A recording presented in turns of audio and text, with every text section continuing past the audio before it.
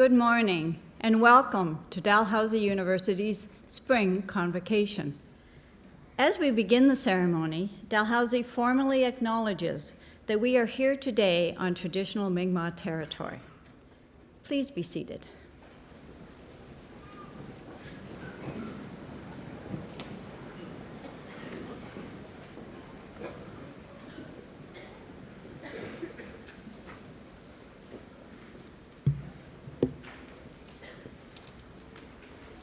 Today is a day of celebrations, celebration of completions and celebrations of beginnings. As we proceed with the presentation of degrees today, we would like the ceremony to reflect that sense of celebration and not be too formal. So please, show your enthusiasm and cheer for your members of Dalhousie's newest alumni.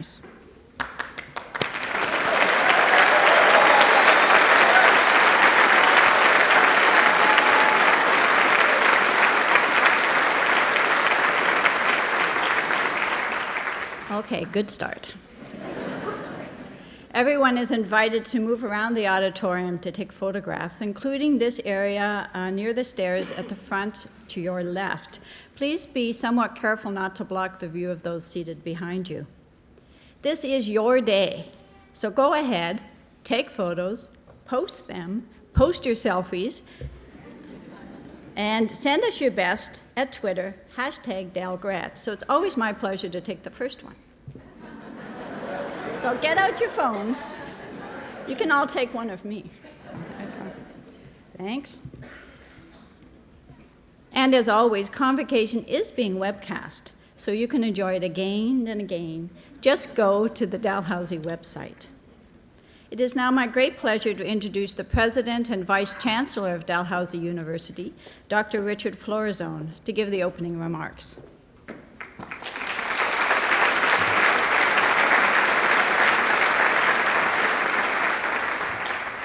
Well, thank you, Dr. Waters, and good morning to all of you. Welcome to Dal's Convocation, your convocation for spring 2017. It's such an exciting time of year on campus. Today actually marks the first of 15 Halifax convocation ceremonies for Dalhousie. But I have to say, as I was preparing this morning, that this is one of the most exciting for us. It's such a special day for a number of reasons. One, because of the extraordinary effort represented by medicine and graduate studies, the graduates that we are celebrating today. But it's also special for another reason. It's special because 6 of today's graduates from the medical school are of African descent, including 5 African Nova Scotians. I hear a whoop. Now,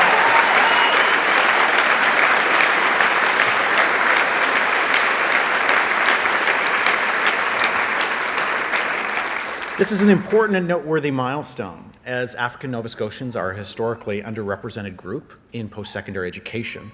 And this is the largest contingent of African Nova Scotian students, and we believe the largest contingent of students of African descent in a single graduating class from Dalhousie's Faculty of Medicine. Wonderful. Wonderful.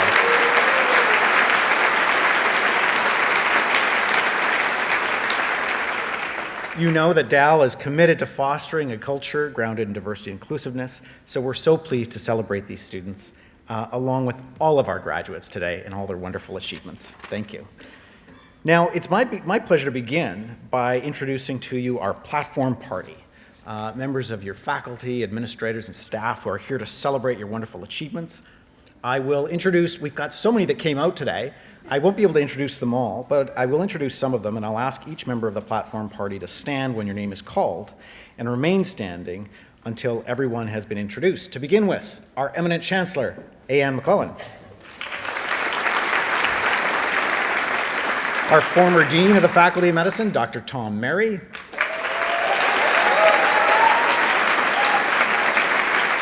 Dr. Mark Taylor from the Nova Scotia Health Authority.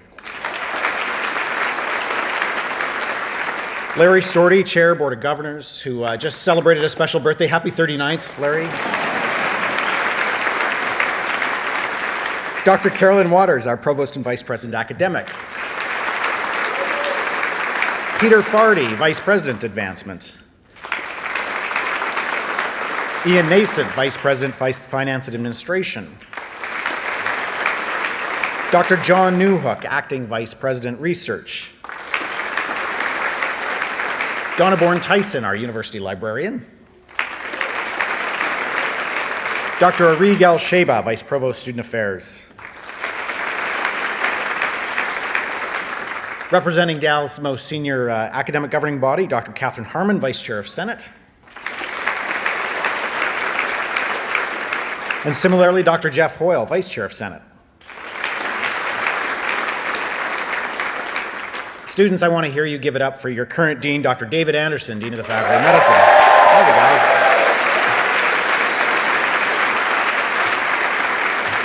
Dr. Dieter Peltzer, Associate Dean, Faculty of Graduate Studies. Amina Abawaji, DSU President. One of the reasons the platform is so occupied today is not just to celebrate our students, but to celebrate a very special honorary degree recipient, Dr. Ronald Stewart.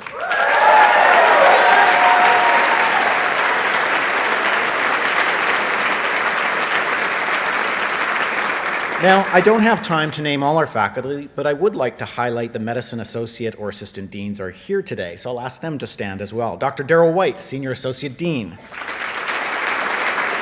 Dr. Evelyn Sutton, Associate Dean, Undergrad Medical Education. Dr. Stephen Miller, Assistant Dean, Skilled Clinician and Interprofessional Education. Dr. Simon Field, Assistant Undergraduate Dean, Clerkship. Dr. Andrea Rideout, Assistant Dean, Admissions. Dr. Connie LeBlanc, Associate Dean, Continuing Professional Development. Dr. Joanne McDonald, Assistant Dean, Student Affairs. Dr. Jennifer Hall, Associate Dean, Dalhousie Medicine, New Brunswick.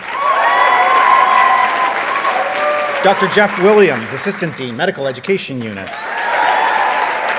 And Dr. Andrew Warren, Associate Dean, Medical Sciences. Students, friends, family, there's so many other faculty and staff have contributed to your success. Could I please ask all other faculty staff on the platform to rise and be recognized? Ladies and gentlemen, your platform party.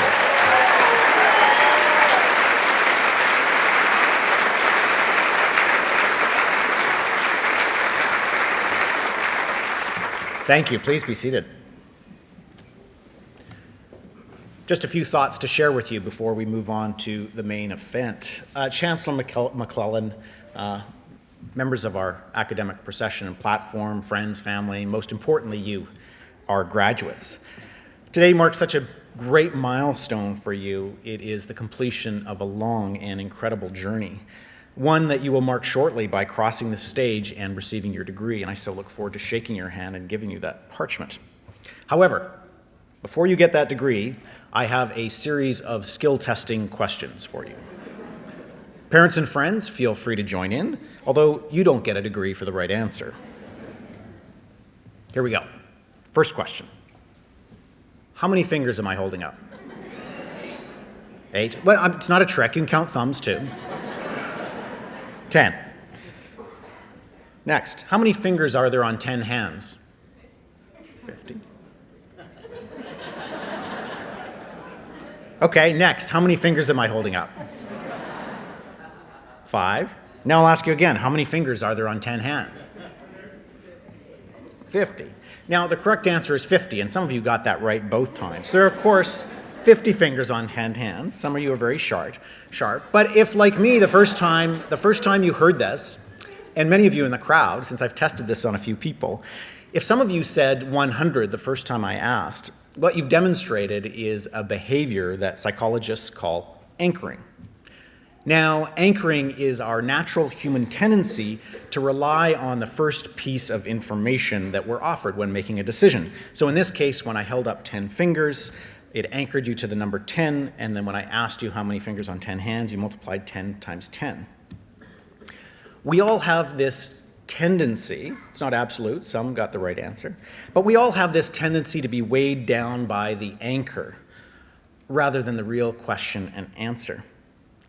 Now, in recent decades, through repeated experiments around the world, psychologists have identified many such common tendencies or cognitive flaws in our thinking.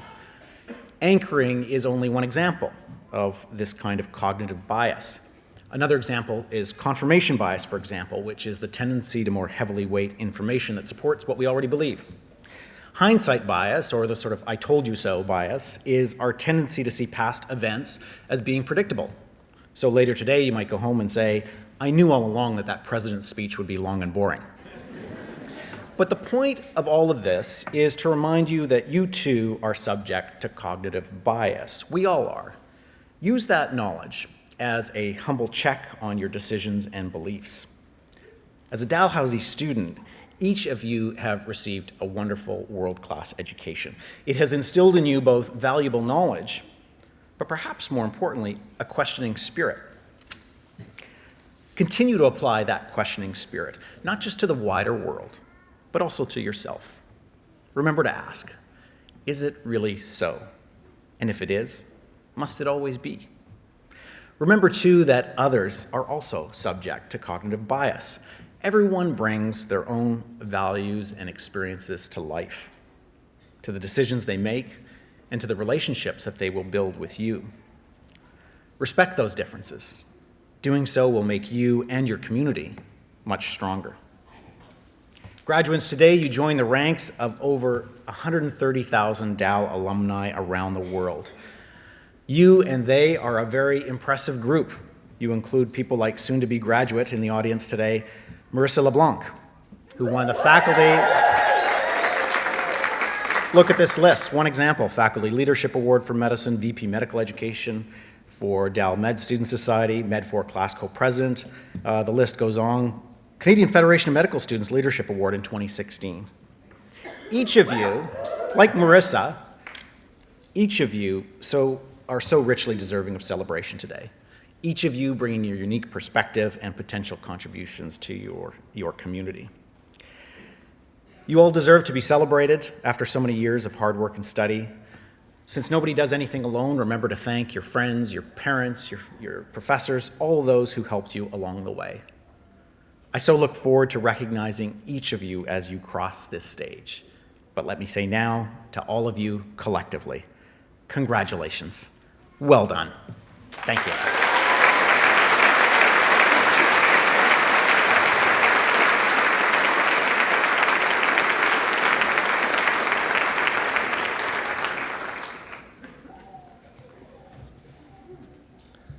Graduates, would you please rise?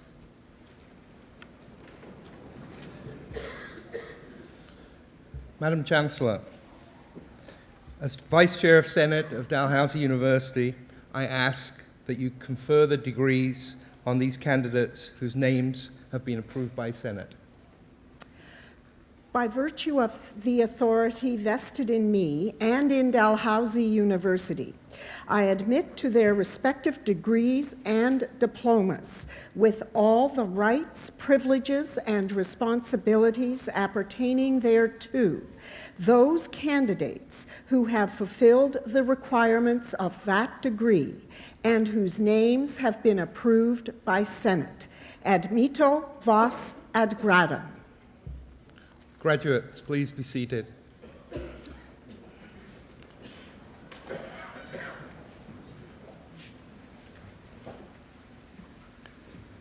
I'm still counting my fingers here. I invite the Faculty of Medicine class of 2017 to stand. It's not a joke. And Dr. Jeff Williams to lead our graduates in the Hippocratic Oath. Members of the audience and platform party who also have a medicine degree are invited to join in the reciting of the oath on page 14 of your program.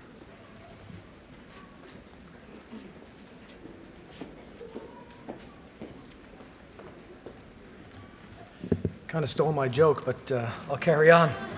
So thank you. So the Hippocratic Oath has served as a guide of conduct for the medical profession throughout the ages.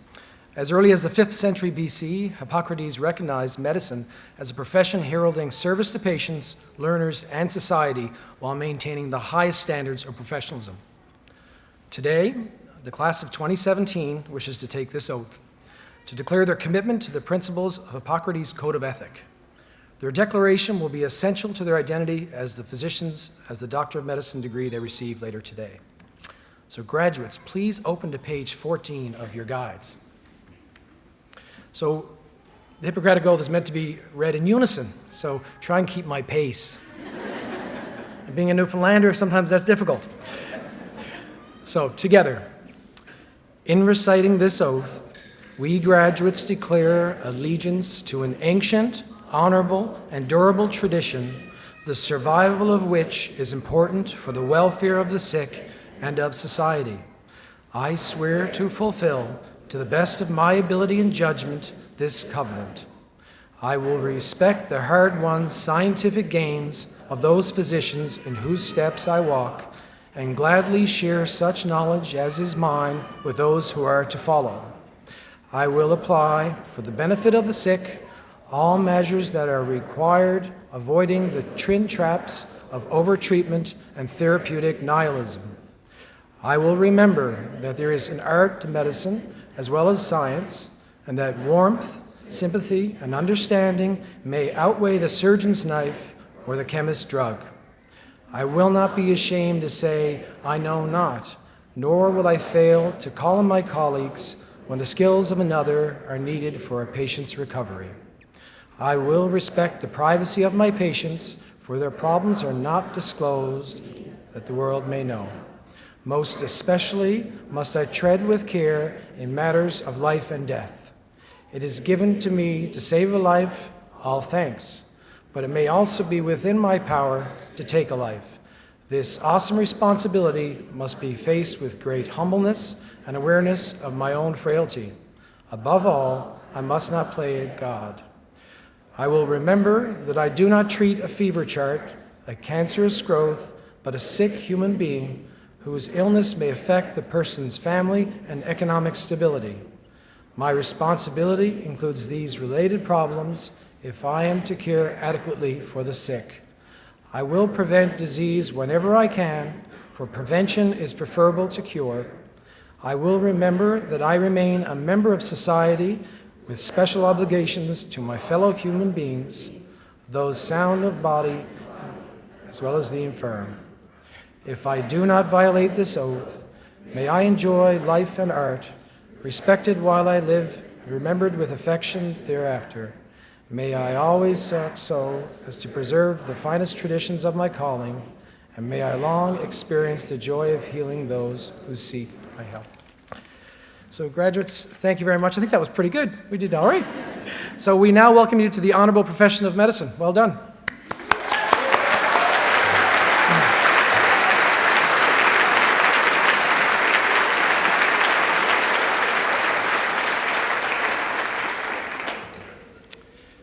We have been witnesses to your pledge and hope that you will continue to hold these principles throughout your career.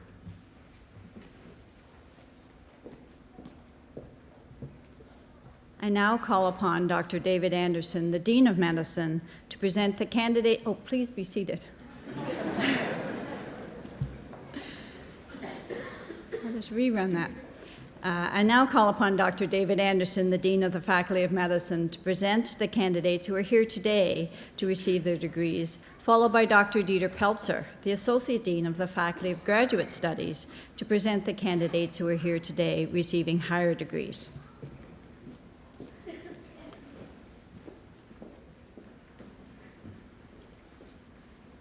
Madam Chancellor, I have the honor to present to you the following candidate who has fulfilled the requirements for the degree Bachelor of Science Medical.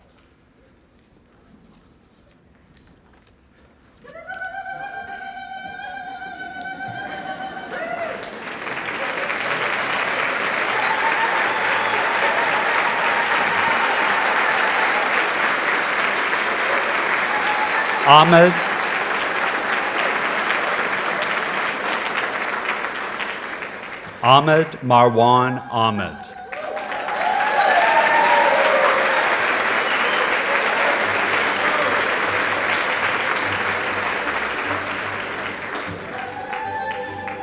Kara J. Allen.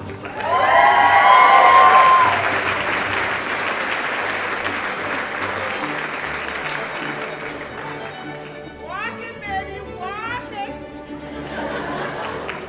Stephen Cecil Wallace Allen.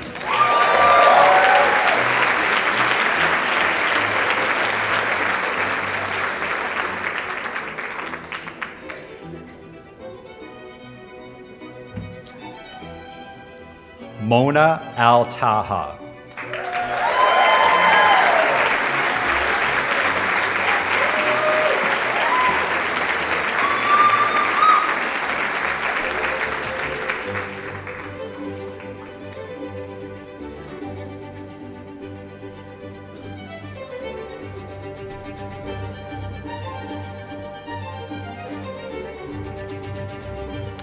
Fatima Zaid Al-Zurani.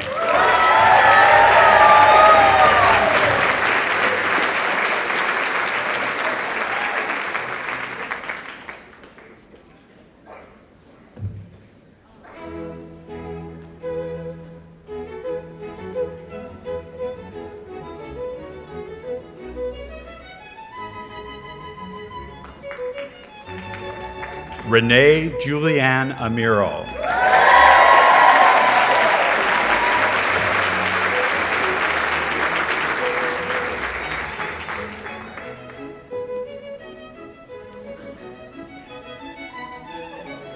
Yao Amwakatu Four.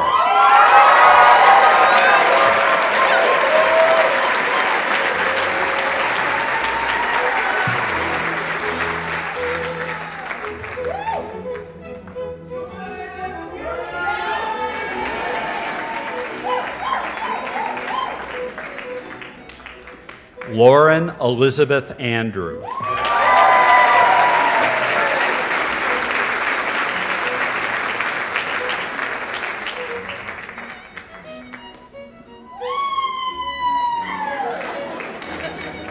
Adil Iqbal Bata.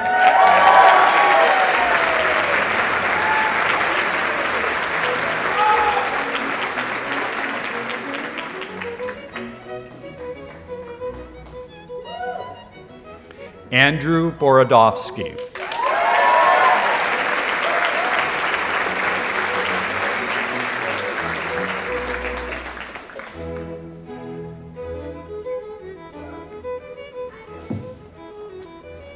Lisa Jocelyn Boretta.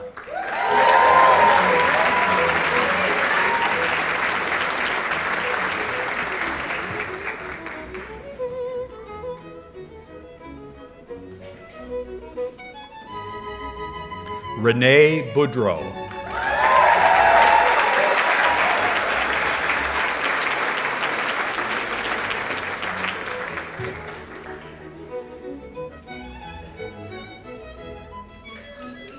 Sean Albert Brophy.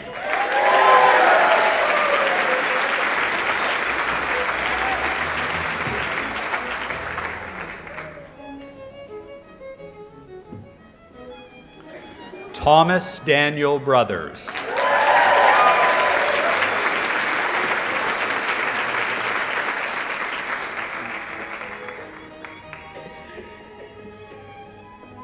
Brittany Rachel Cameron.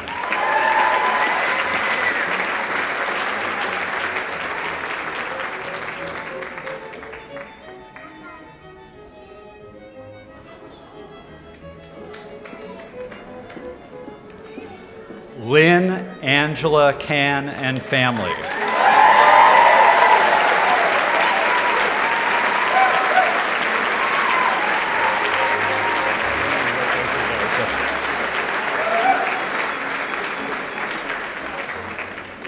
Lynn is also receiving a Bachelor of Science Medical here this morning.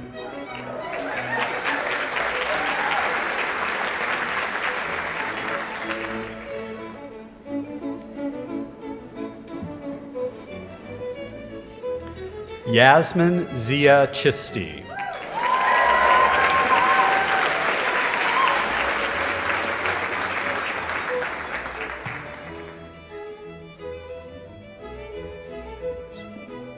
Russell Christie.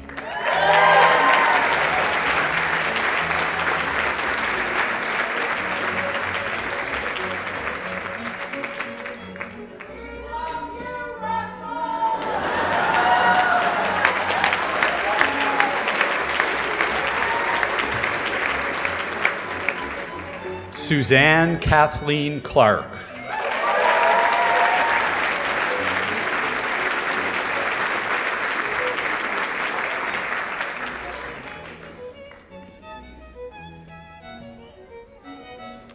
Christina Arsenault Clemenson.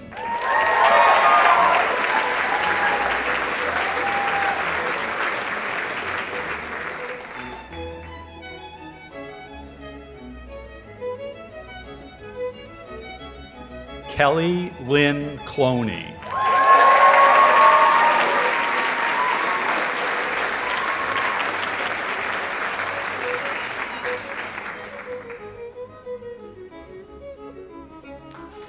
Janet Ruth Conrad.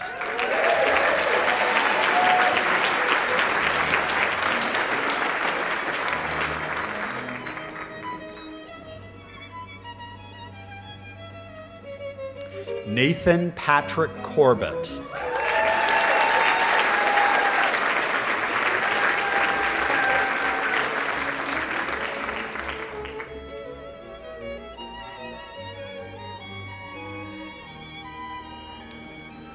Jonathan Robert Cuttrow.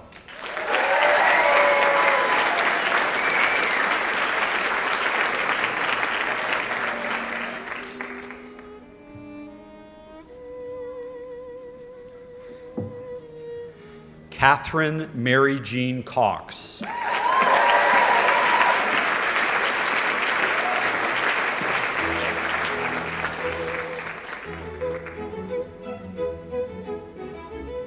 Michael Gregory Craig.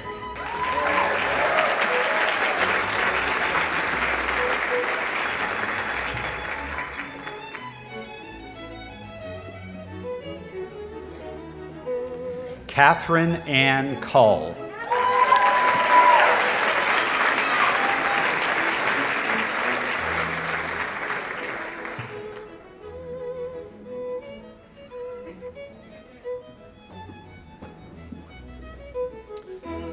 Servia Katrina Maria Lynn Gillespie Curtis.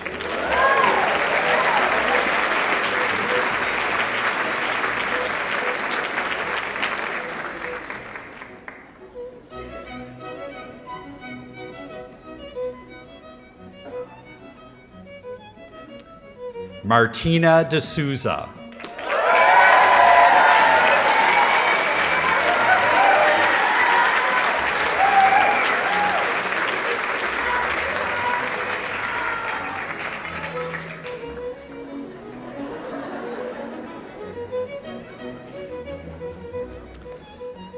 Elise Edna Doran.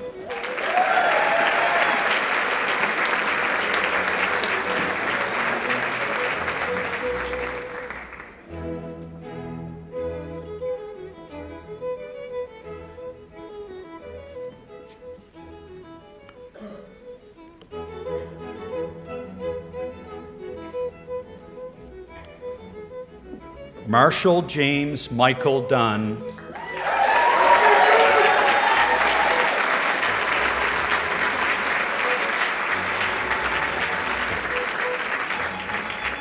Marshall is the winner of the Stewart Gold Medal in medicine.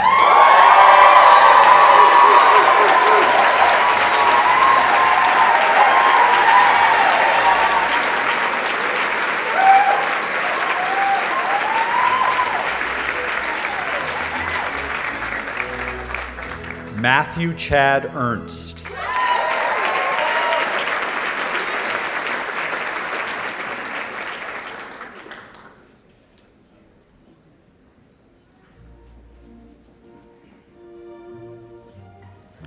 Jacqueline Marie Ferris.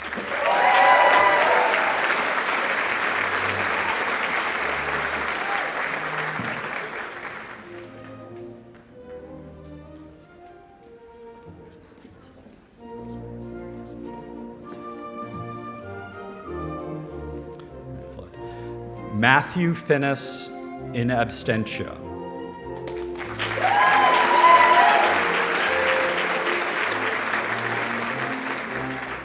Megan Victoria Flood.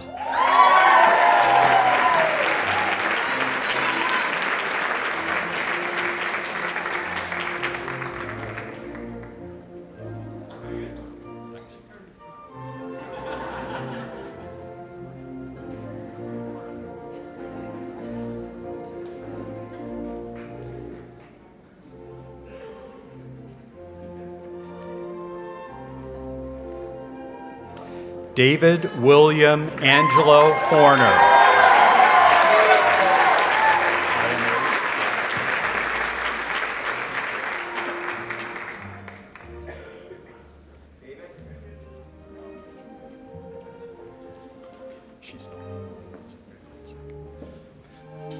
Emily Frazier in absentia.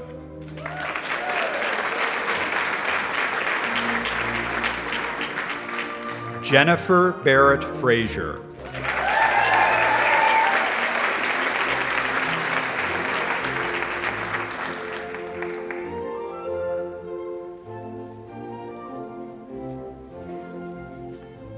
Brian Stephen Garrett.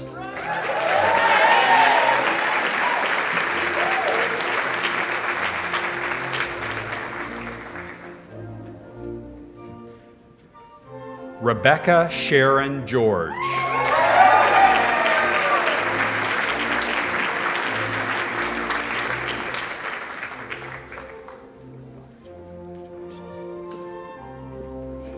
Daryl Go.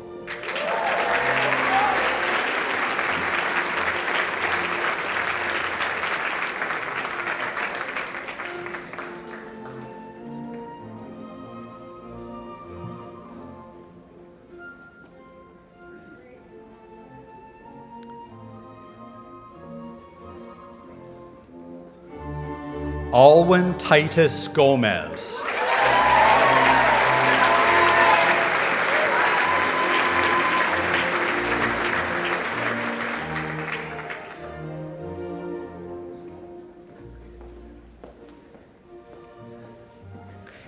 Amy Suzanne Goff.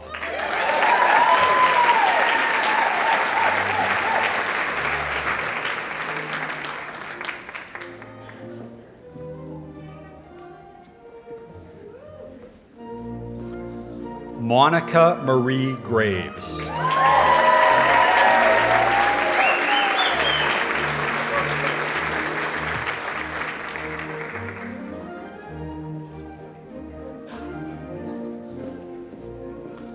Holly Ann Greer with distinction.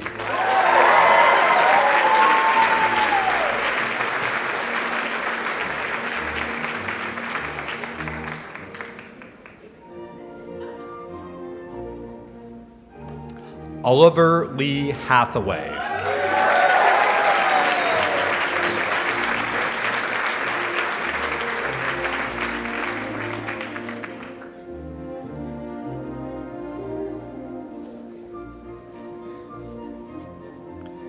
Gabrielle Hayduck Costa.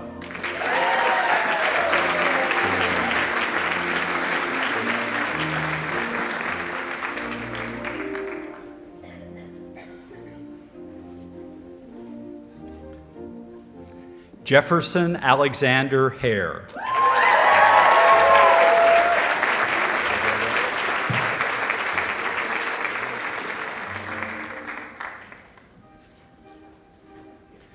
Daniel Joseph Hines.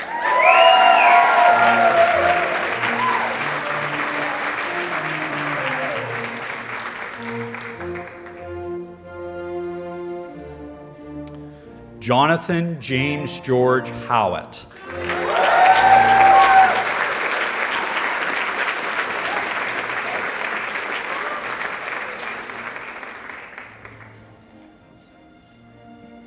Heather Charlotte Hunter.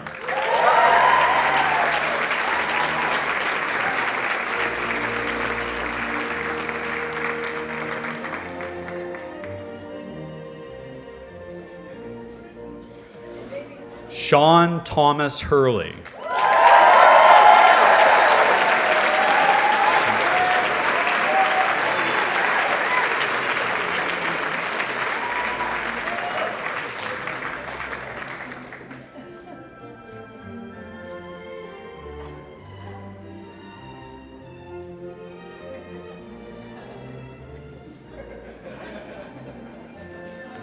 Deep Jaiswal.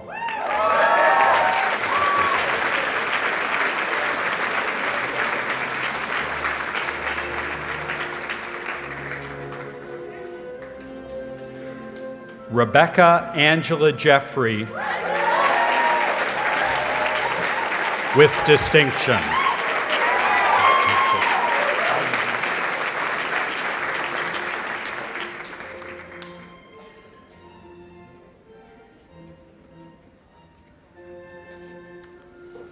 Nadeem George Jukadar.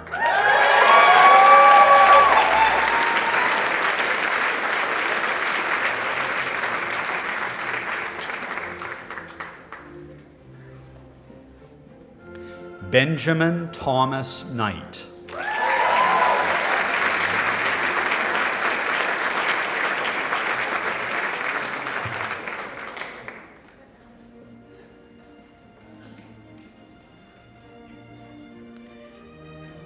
Kieran Lane.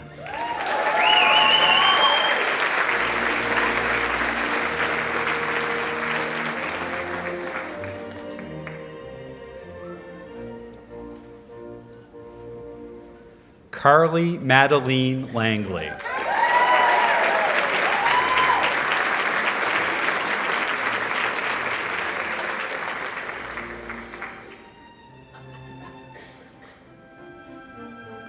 Marissa Alice LeBlanc.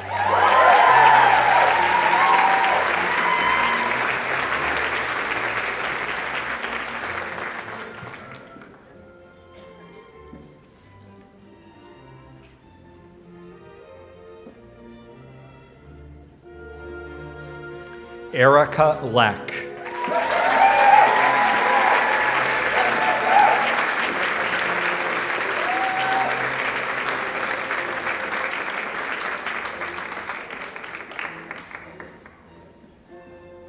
Ellen Mary Patricia McDonald.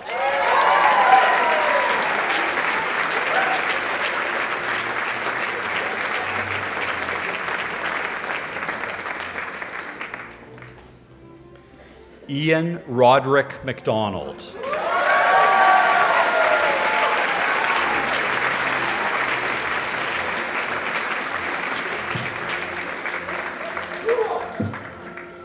Jennifer Catherine McDonald.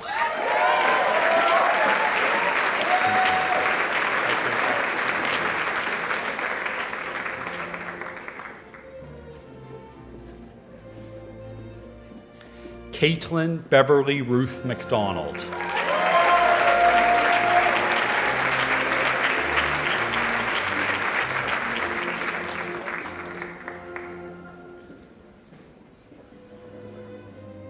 Megan Frances McDonald.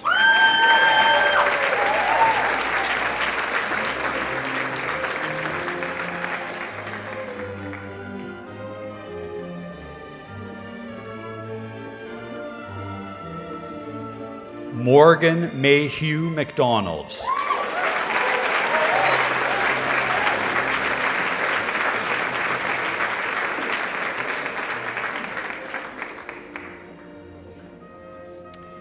Brittany Lynn McDougall, with distinction.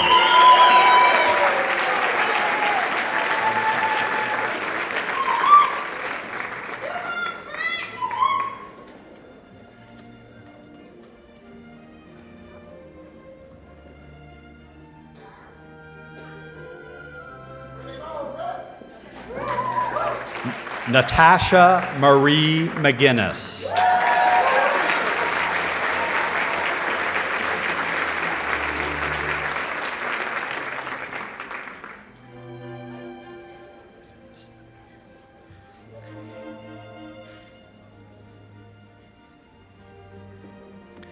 Kayla Morgan McSween.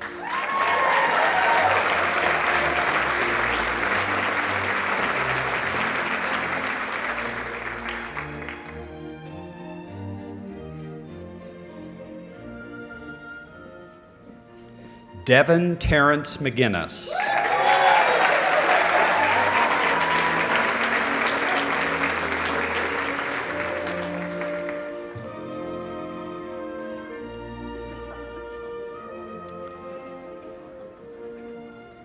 Erin Louise McGuire.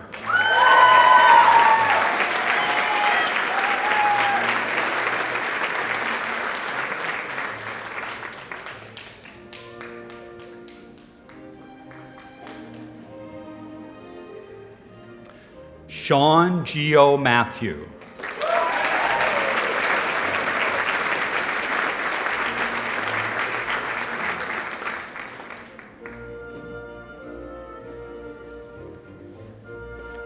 Kyle Anthony McCann.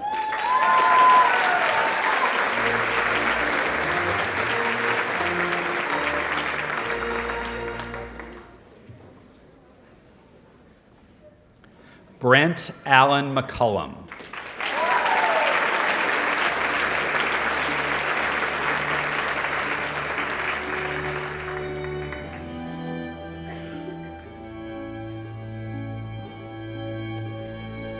Megan Allison McGrattan.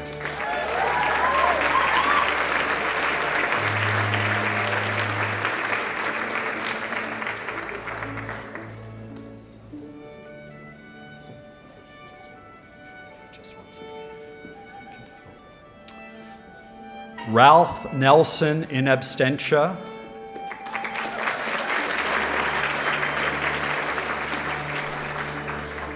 E. Makai Orga in absentia. Oh, geez, sorry. Ankit Phillip.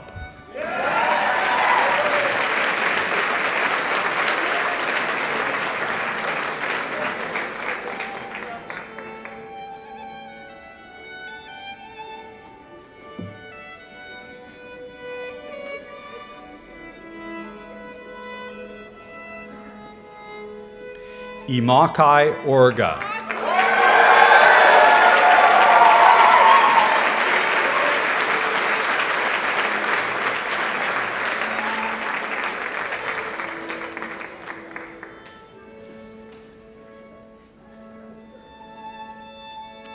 Megan Ann Pike.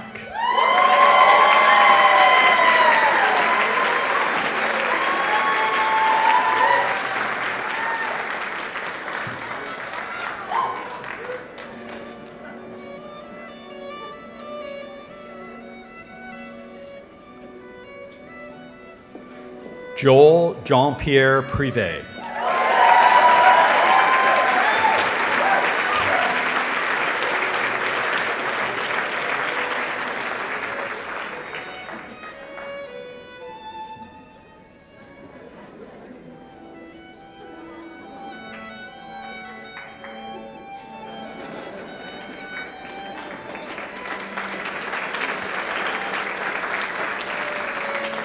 Nicholas Scott Rittom.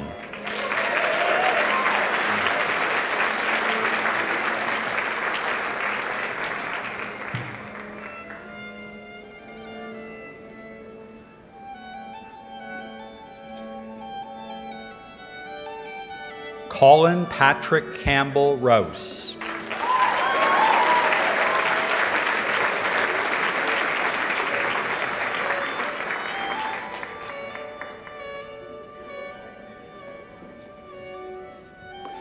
Alyssa Elizabeth Roy.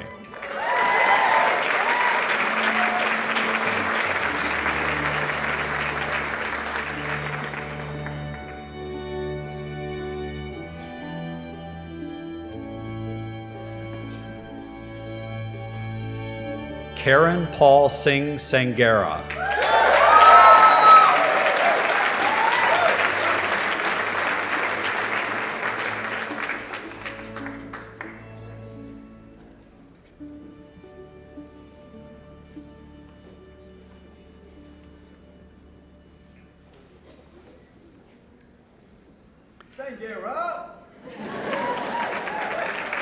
Alexandra Marie Saunders.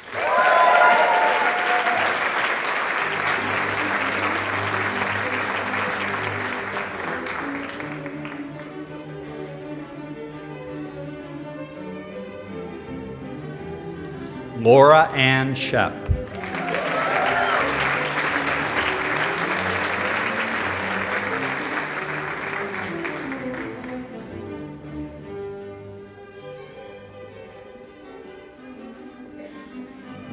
Soumya Sharma.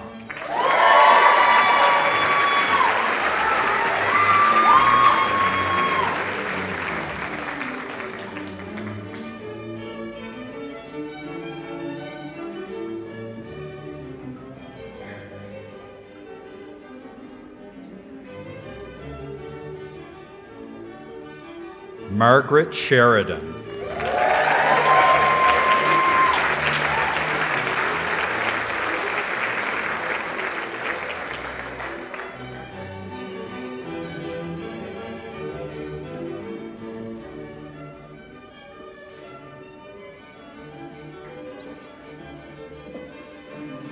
Emily Scrastons.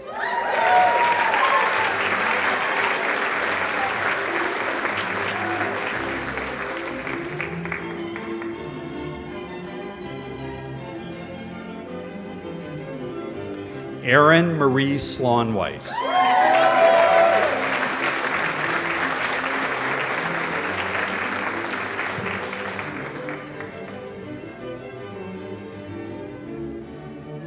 Colin Roy Spencer.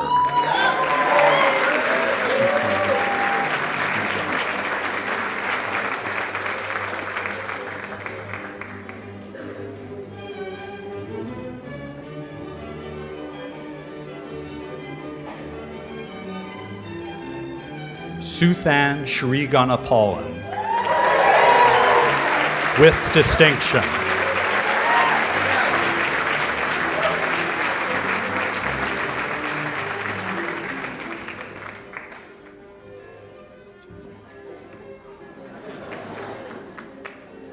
Sinera Jane States.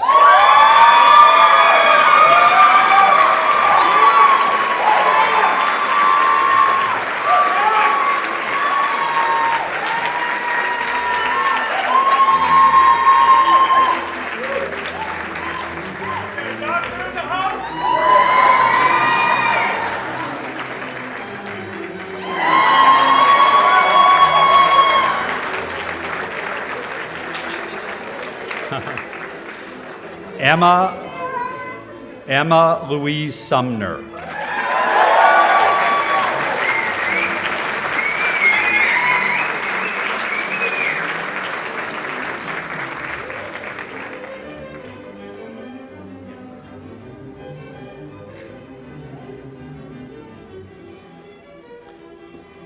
Cabulin Thana.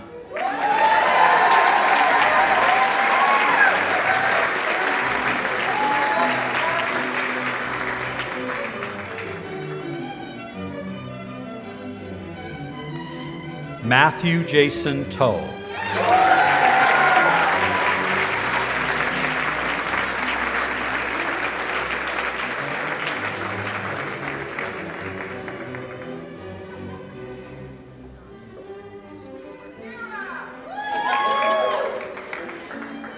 Andrea Jean Uzons.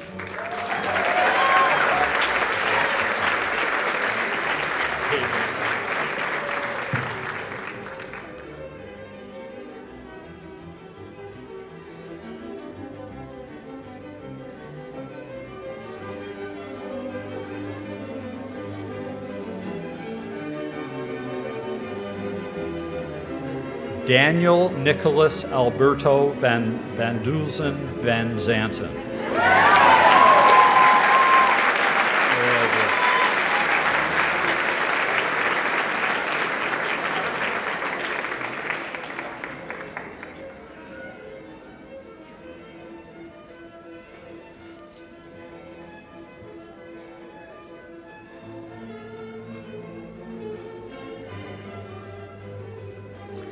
Karim Fathi Wafa.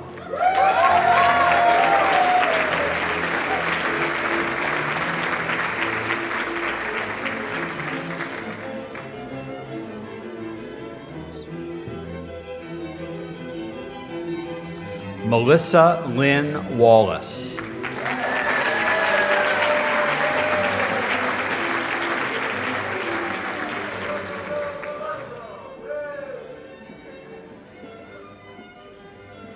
Emily Ann Whalen.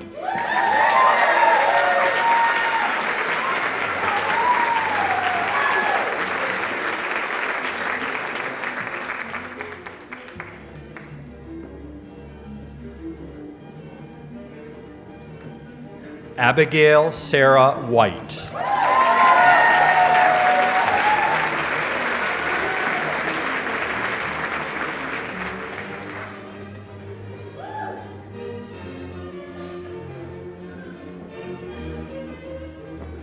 Megan Ann Woods.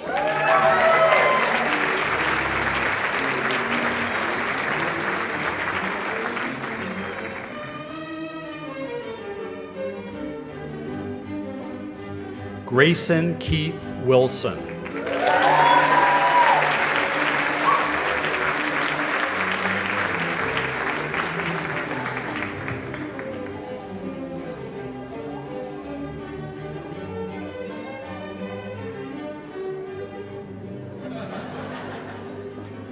Craig Sullivan Worrell.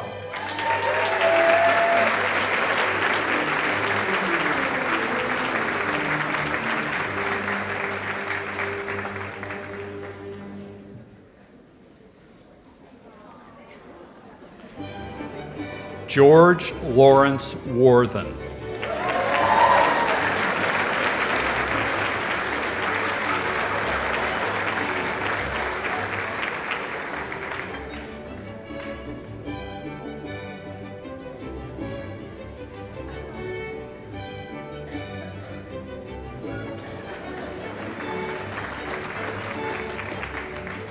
John Anthony Leland Wright.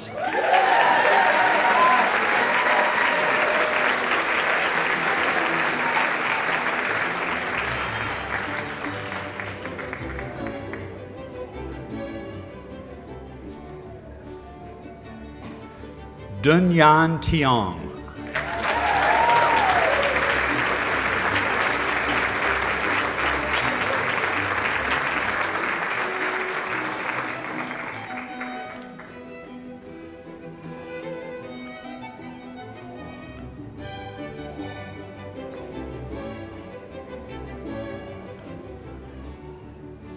Madam Chancellor, this concludes the presentation of those candidates who are here today to receive Doctor of Medicine.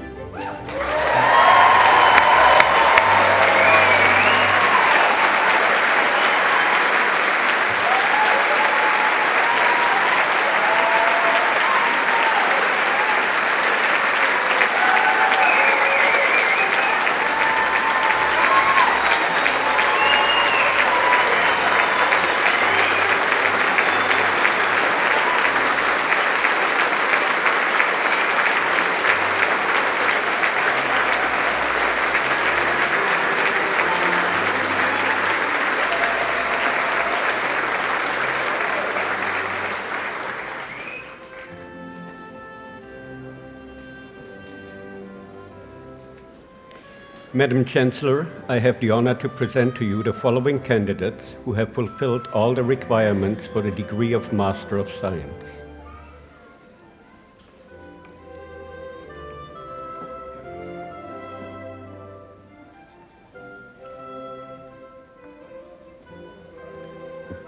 Eileen Elizabeth N. Burns, Master of Science in Community Health and Epidemiology.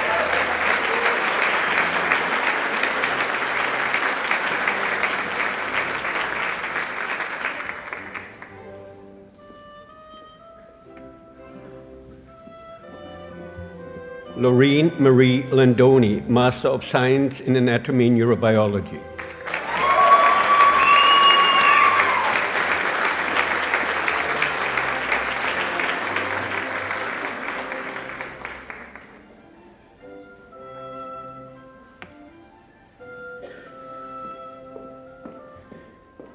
Noura Mohamed Obaid, Master of Science.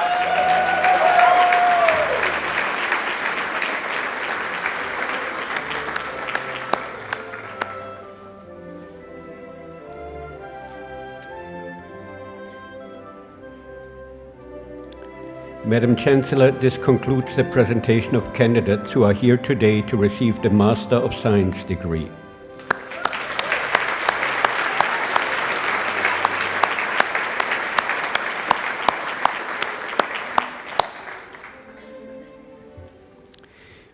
Madam Chancellor, the degree of Doctor of Philosophy is the highest earned degree awarded by the university and as such represents the culmination of the candidate's educational achievement. I am pleased to present to you the following candidates who, through thesis and examination, have fulfilled the requirements for the degree of Doctor of Philosophy. Madam Chancellor, the awarding of the PhD degree completes a long cooperation between the student and their thesis advisor. We are pleased in this ceremony also to recognize the supervisor of the doctoral candidate, and we ask the supervisor to stand and present the parchment to the graduate following hooding. Following the awarding of the degree and hooding, it is with great pleasure I invite our newest doctors, PhDs, to join the faculty on stage.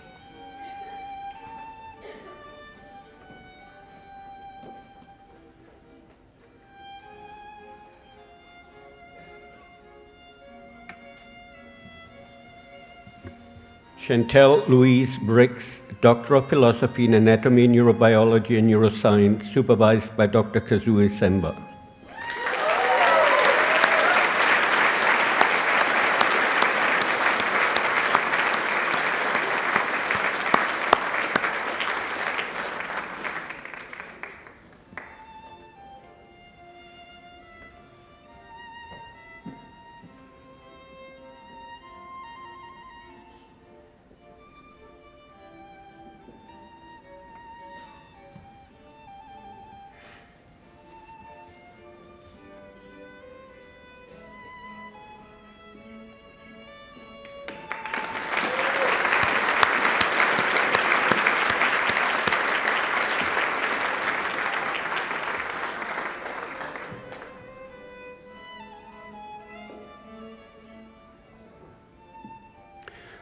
Po Sean Margaret Luke, Doctor of Philosophy in Anatomy, Neurobiology, and Neuroscience, supervised by Dr. David Clark.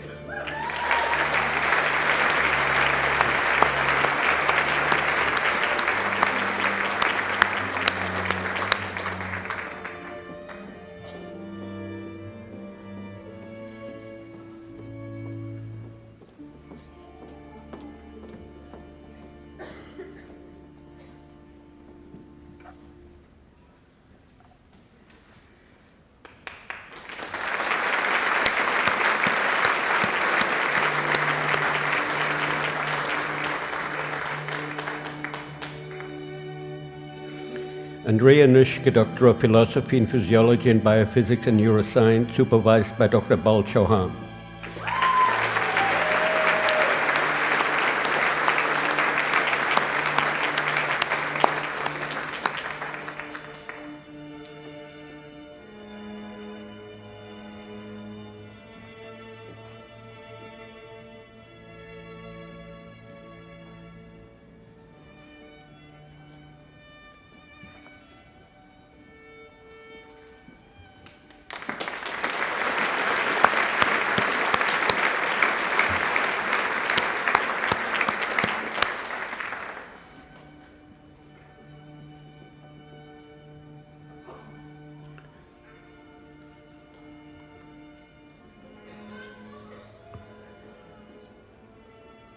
Jordan Ryan Wolford, Doctor of Philosophy in Pathology, supervised by Dr. David Hoskin.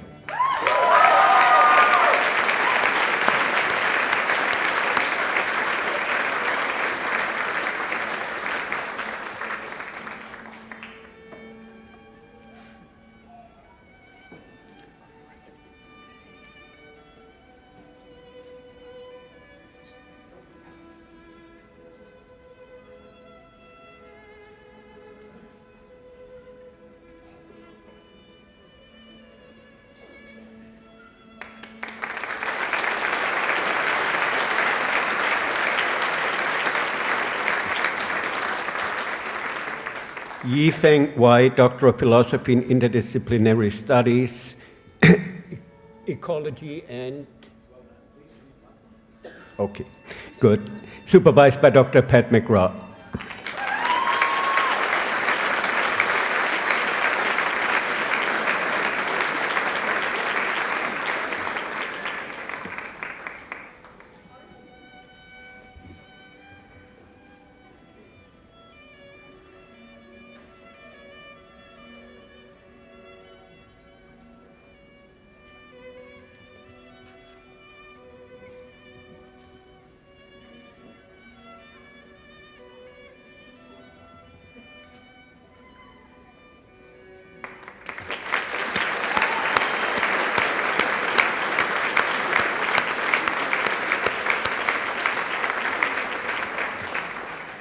Madam Chancellor, this concludes the presentation of the candidates who are here today to receive the degree of Doctor of Philosophy.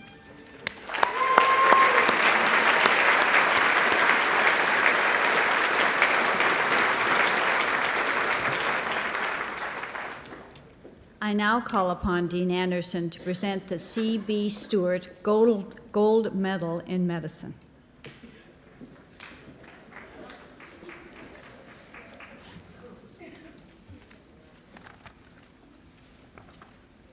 Madam Chancellor, I have the honor to call forward Dr. Marshall Dunn.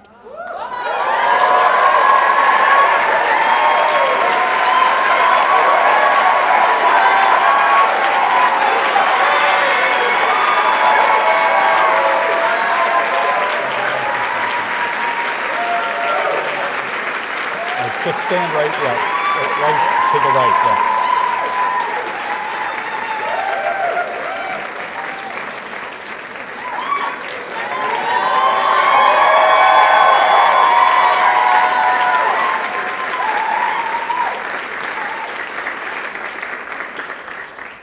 To receive the C.B. Stewart Gold Medal in Medicine. The C.B. Stewart Gold Medal is awarded annually on graduation to the student standing highest in the regular medical course. Marshall is a native of Port Williams, Nova Scotia, entering the Faculty of Medicine in 2013, having graduated with a Bachelor of Science degree, major in mathematics with distinction from Queen's University. Upon admission to medicine, Marshall received an entrance scholarship, and at the completion of each of the first and second years was awarded the Ross Stewart Smith Scholarship for high academic standing. He was also awarded the Harry Poulis Prize for the highest standing in psychiatry and the J.V. Graham Prize for high standing in anatomy in both his first and second year. Marshall has been involved in research while in medical school, including projects on vascular Eagles syndrome and lung transplantation. Marshall's volunteer experiences included the Everstay student health educator teaching fourth grade students about the health benefits of exercise and diet, and the mobile outreach street health Helivax program, signing up individuals at a men's shelter for influenza and pneumococcal vaccines. Today, in addition to receiving the C.B. Stewart Gold Medal, Marshall is receiving the Dr. Clara Olding Prize for the highest achieving standing in the clinical years and the Dr. Robert C. Dixon Prize in Medicine for the highest standing in medicine. Believe it or not, Marshall is graduating with distinction.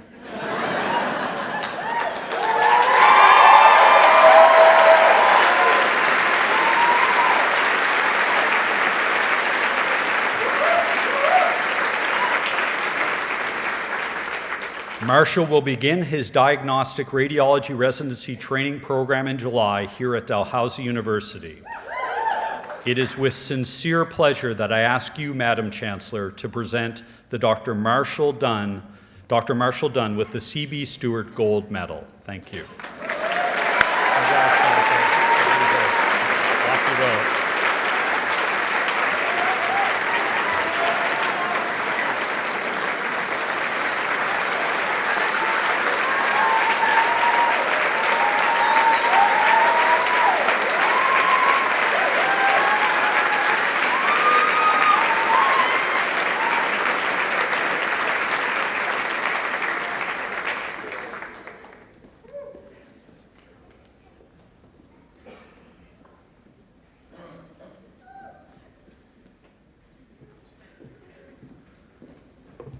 Well, wow.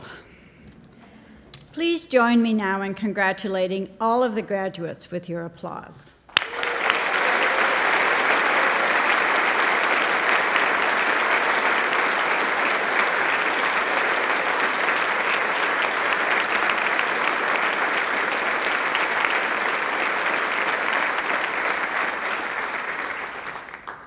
At this point in the proceedings, I would like to call attention to the family and friends of our new graduates, as well as the faculty and staff who've helped along. we realize that Convocation is a very special occasion for you, as well as for our new graduates. We want to take this opportunity to thank you and express our gratitude for all that you have done to nurture these new graduates.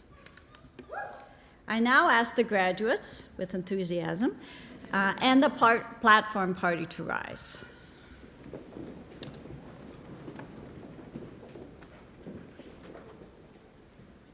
Graduates, your family and your friends have been applauding you all morning. Now it's your turn to honor them with cheers and applause.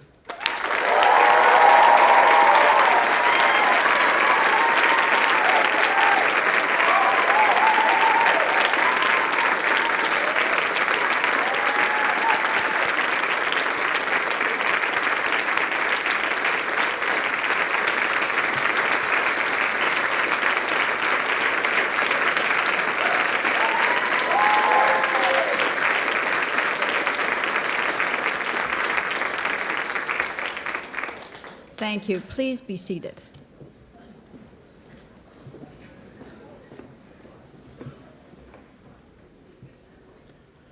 Conferring an honorary doctoral degree is the highest honor a university bestows.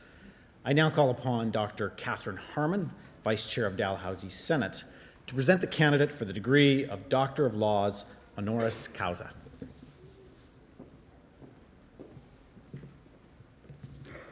Good morning. This is a great honor for me to read to you the citation of a friend of mine, and I believe a friend of many here and around the world watching today, Ronald Stewart. The life of Ronald D. Stewart is proof from humble beginnings can come truly incredible accomplishments. From his childhood as an eager scholar in the public schools of industrial Cape Breton, to his distinguished medical and academic career and his commitment to public life, Dr. Stewart has demonstrated an uncanny ability to see problems as opportunities and build solutions to difficult public health challenges.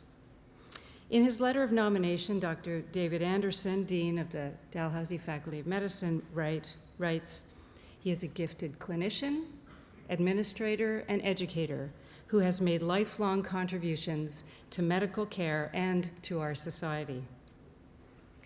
To catalog the entire life and work of Dr. Stewart is next to impossible. Instead, let's take a mind exercise with a series of did you know questions. For example, did you know that his first job as a family physician in Northern Cape Breton, he outfitted his own Jeep as an ambulance? Awesome.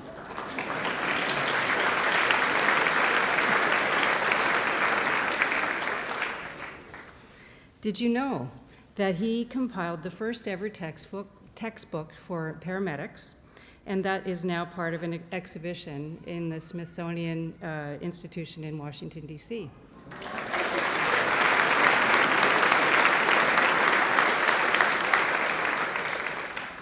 And did you know that he served as an advisor on the popular 1970s TV shows Emergency and Marcus Welby, MD?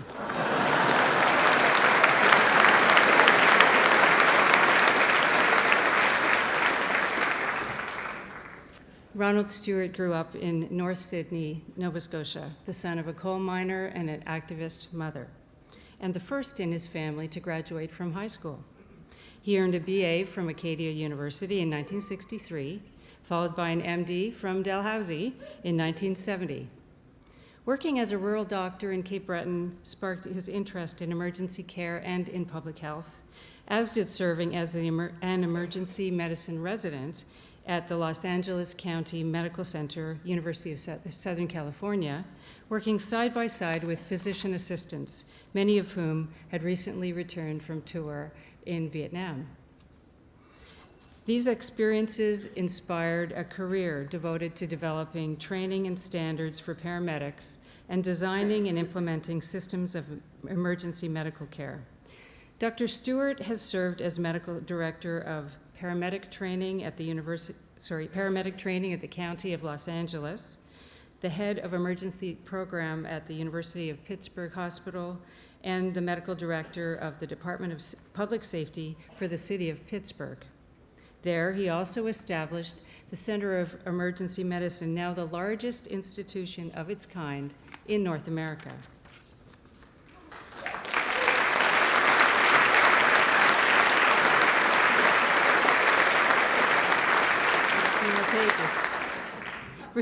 Returning to Canada, in 1987, Dr. Stewart continued his pioneering work at the University of Toronto, where he became professor of anesthesiology and surgery and the director of the Department of Emergency Medicine at Sunnybrook Medical Center. In 1990, he was recruited back to Dalhousie as professor of anesthesia and emergency medicine. Then he took his skills into the political realm. He was elected MLA for Cape Breton North in 1993 and serving as Minister of Health until 1996. As chair of the Council of Health Ministers of Canada, he managed the HIV crisis in the blood system with sensitivity and diplomacy, instituting a compensation program and fundamental changes in blood system structure and governance. Dr. Stewart created the emergency health services, the EHS system that we depend on today, including its curriculum, clinical protocols, equipment standards, the 911 system, and life flight.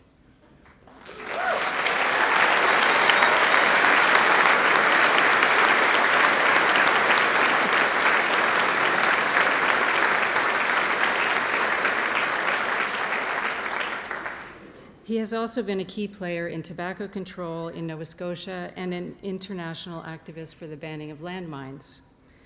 A great many people literally owe their life to him, directly or indirectly. In addition to having at least 6 awards named after him in both the United States and Canada, Dr. Stewart is the recipient of dozens of awards himself. He is the officer of the Order of Canada and has received the Queen Elizabeth II Golden and Jubilee medals. He has been awarded the Order of Nova Scotia and has been made the honorary lifetime member of the Executive Council of Nova Scotia. The University of Pittsburgh has established a $2 million research chair in his name, and both Acadia and Cape Breton universities have given him honorary degrees. In 2008, he was elected a Hero of Emergency Medicine by the American College of Emergency Physicians.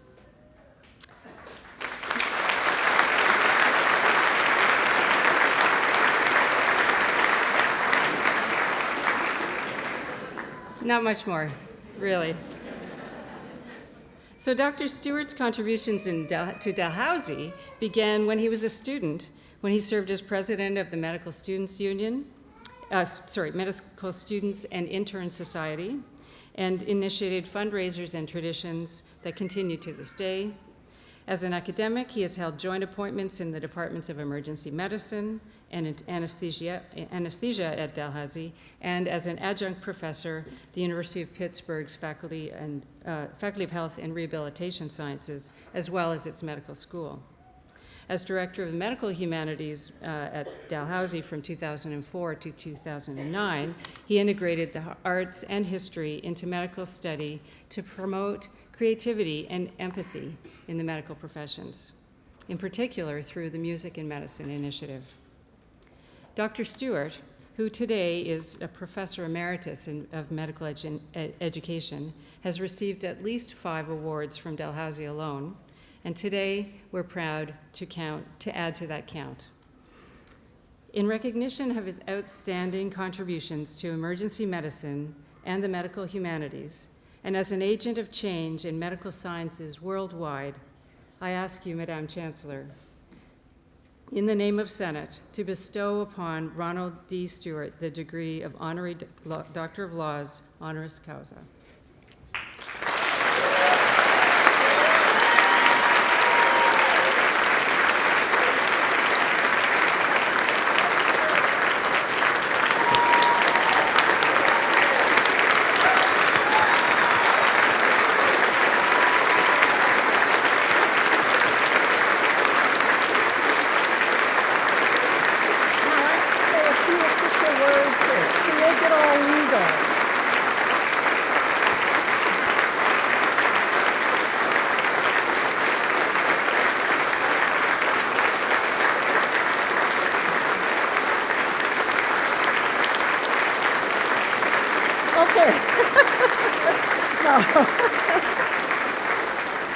Now, I just have to say a few words to make this all legal.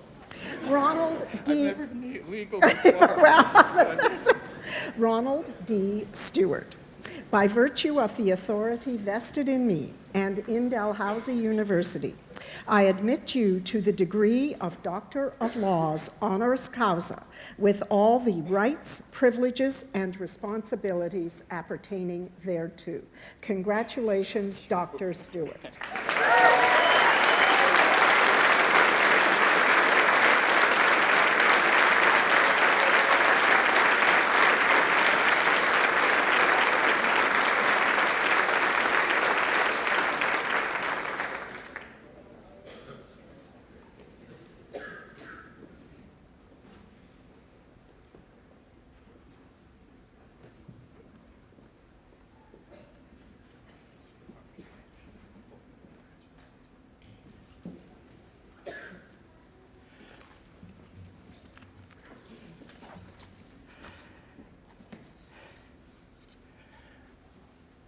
Madam Chancellor, and Mr. President, and honored guests on the platform, I'm overwhelmed, so please give me a minute to compose myself.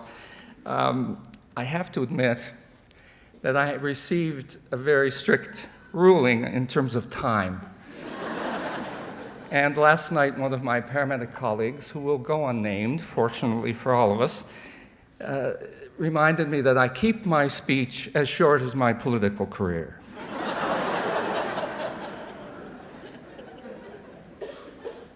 Ladies and gentlemen of the class of 2017, classmates, I want to first of all express my sincere thanks, Madam Chancellor and Mr. President, for this overwhelming honor that you've given me today, especially at a time which I describe as the rearview mirror phase of my career. Almost 50 years ago, Dal gave me a great gift, and it's the gift that you were given this morning. Now, it's earned, in a way, it's earned, I know, but I have to confess that, Madam Chancellor, asking me in addition to address Convocation, you've put me in a very dangerous position. I'm in front of a group of medical students and interposed between them and lunch. I represent, of course, the class in a way of 1970. That's the class that gave you euphoria.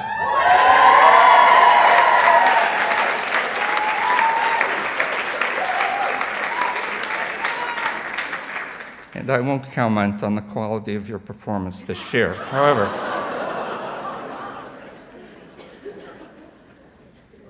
you, I, and the platform guests and many others have been given a gift when we receive an MD, a guarantee almost of employment, a guarantee at least of never being bored, but it's also a guarantee of opportunity. For whether you like it or not, and whether we all agree or not, society has placed you and given you a special honor in society and a special place.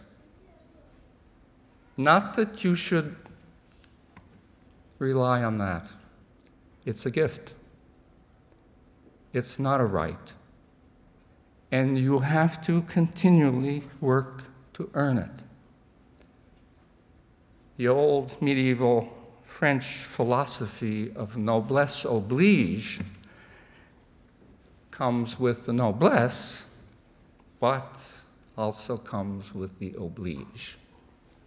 In other words, you have just entered, as I did, and many of my colleagues here, we've entered a serving profession.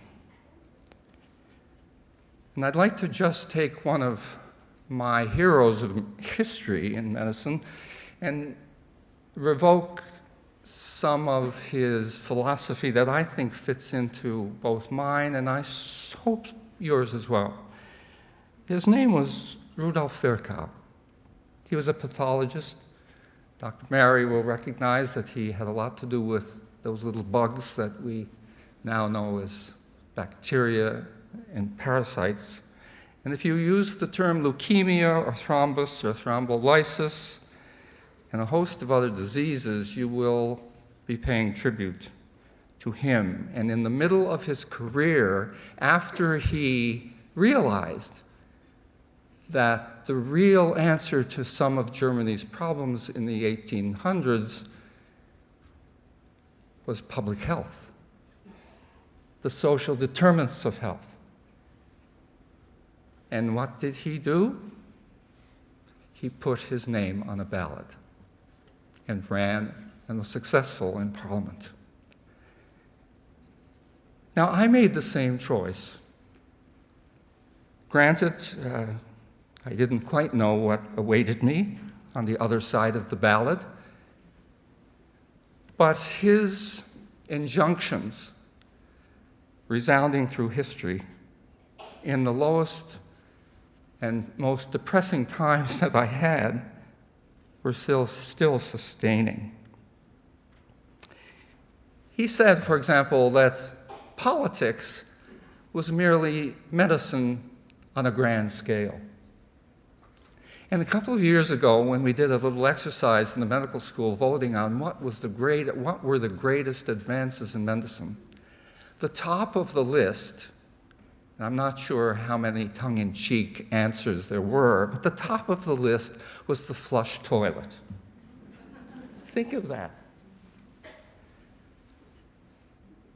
They recognized that sometimes what you do and how effective you are in patient care comes not from a prescription pad, but what goes on outside the realm of your office or hospital. I believe that if you remember anything from the past 4 years, surely you remember that. Oh, you'll stumble a while, you're facing residencies and you're facing a new lab and perhaps a postdoc or whatever. And you'll stumble a bit, and I did. I came from the North Highlands of Cape Breton, drove 6 days across the continent, and landed in Los Angeles in the concrete snakes called freeways. But I was ready to start, as I know you are. You're just itching to get there and make your mark. And I was too, but unfortunately I stumbled, turned left instead of right on Soho Street in Los Angeles, and ended up, rather than at the Los Angeles County Hospital, at Sears store. If you look at the Google pictures of the Sears store in East LA and LA County Hospital, and you could mistake them from the freeway. I promise you that. But I pushed it a bit much, even though Sears was written across the top of the building. I carried my suitcase up the stairs and entered the ladies' lingerie section. A bit of a stumble, admittedly, especially when I asked the security guard, where was the emergency department, please? At the end of my residency, another little stumble, which will perhaps conclude my address, and that is a brush with technology. I was asked to speak on the subject of coma. We were doing some work on the Glasgow coma score, and I was ready. Oh, I was ready. And down I go to a very well-funded school in San Diego, and I'm ready to address 300 of my fellow emergency physicians, and they were broadcasting my address to the building. I got a little nervous at this because they also had given me some fancy pointers and laser pointers. This was 76, give us a break here. And it was a little bit nerve-wracking. And I had to go to the washroom, which was just off the auditorium. I did, and came out and received a standing ovation. I had gone with the microphone turned full on, and I broadcast my bladder capacity to the building.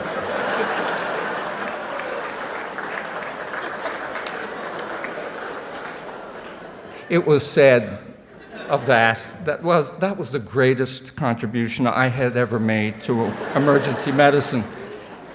I think some taxpayers in Nova Scotia would think that's the greatest thing I did for Nova Scotia politics, but in any event.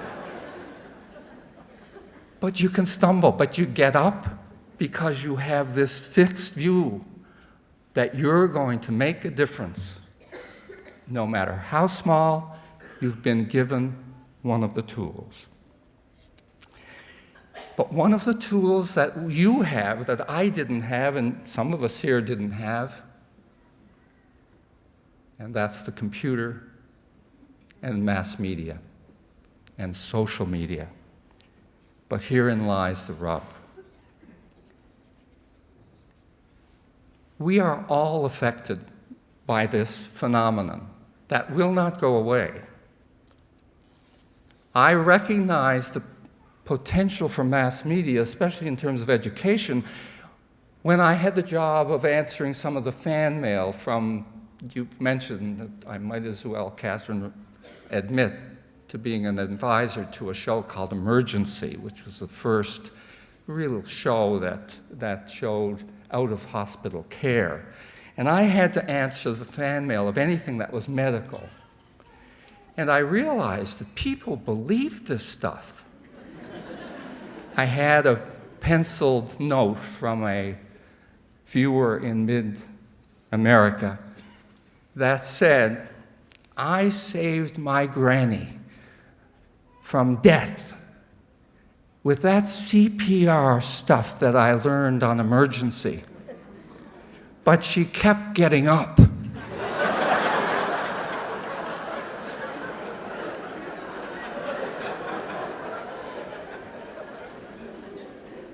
I couldn't answer that letter. But on a more somber note, within 3 weeks of my work in Pittsburgh, I was called to a tragedy in which there was an iron worker caught 130 feet above one of the rivers. He had been dismantling it for implosion, and he was caught, both limbs below the knees, trapped and unable to move. And for 3 hours on national television, you saw a very timid man up there trying to look brave in the rain until the decision had to be made because the bridge had shifted to the new bridge that was next to it, and the bridge could not be secured. And so we had to do a field amputation at the knee, a disarticulation. And I was immediately afraid of mass media because I was afraid that that would be repeated unnecessarily. You can never tell. It was successful. He had a prosthesis. He did well, and he died just at the age of 85 a couple of years ago. And we had kept in touch.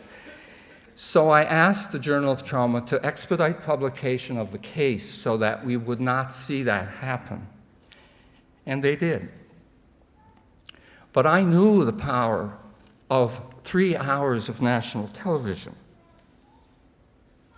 And lest you think, or we think, in our fine garb, that we're above being influenced by mass media, let me quote a few studies that will, I think, make you think as it made me think.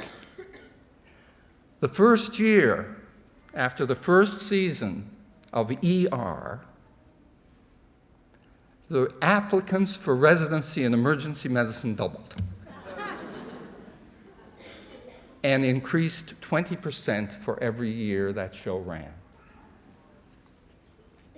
96% of Americans surveyed exaggerate the success rate of CPR. The success rate on television runs at 75%. 75%. when in actual fact, in the particular city they were portraying on ER, it was about 6. Does that affect you in your practice? You bet. When you go into a room and talk to the family about a very bad situation, they must understand that you did your best and that you are doing your best, and they need to have a realistic view, which they may not have because of what they see and what they hear. And the internet is even more pervasive. In the recent studies that have been done, 64% of those surveyed in the United States admit or actually welcome seeking information through the internet. And they will bring it in reams and sheets of printout. The message in all of this is that patient-doctor interactions, they're changing. We need to look at mass communication, and particularly social media, as our modern stethoscope. It reflects and sounds out what's going on in the society and community in which we exist and live.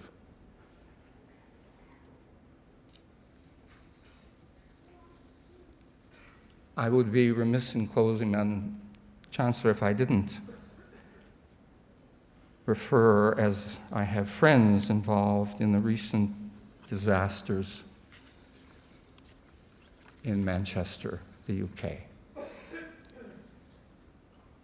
And we look at this and we say, what hope is there for innocent children enjoying a concert are targeted specifically by people who have a very different view of life than perhaps those children or their parents. What good could come of this? Could you find any good in this? My first view of that tragedy was of a long queue of 60 ambulances within 5 to 7 minutes having been dispatched to that site. That is, as we know, I'm looking at my emergency friends here, we know that doesn't just happen. That is a major achievement.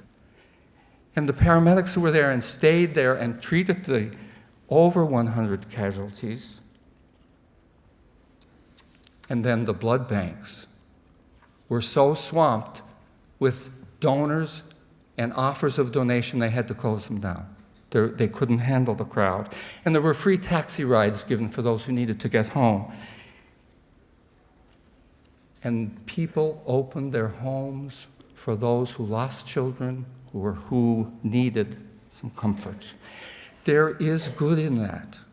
We need to understand that humans can be human. And you are in a position to lead in that example. This, in an era of post-truth or alternative facts, we as physicians and as leaders in healthcare, along with our colleagues in other professions, need to double down and say, we will demand evidence, we will work on evidence, and we'll work to get evidence of the best way to treat the ills of our community, just as Virchow did in his battles with Bismarck and others. This is a challenge, but it is not without hope, and in fact, it even makes us more worthy of the task that Dalhousie has given you today.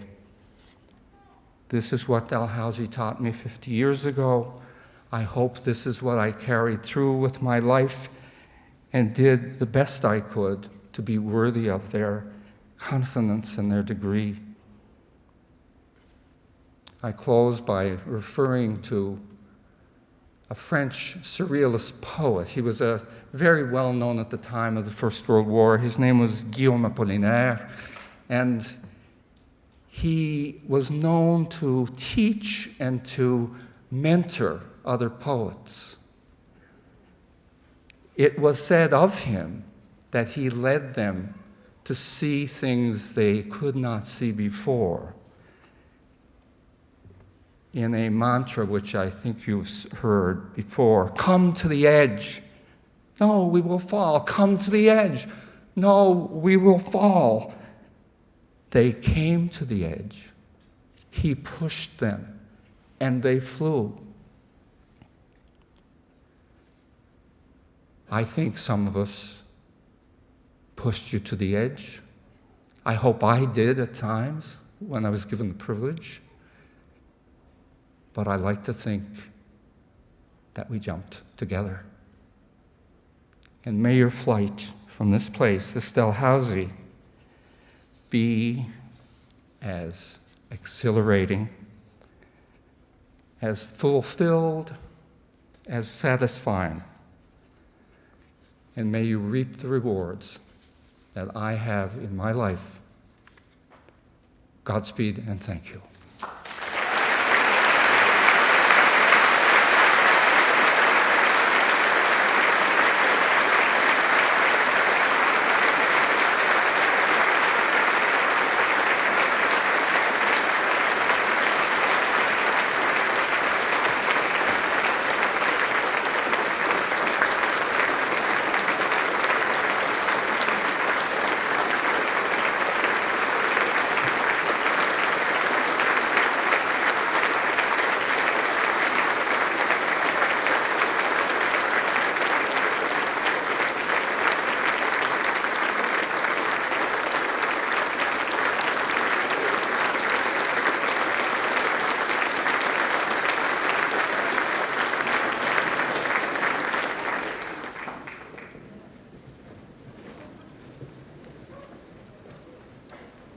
Thank you, Dr. Stewart.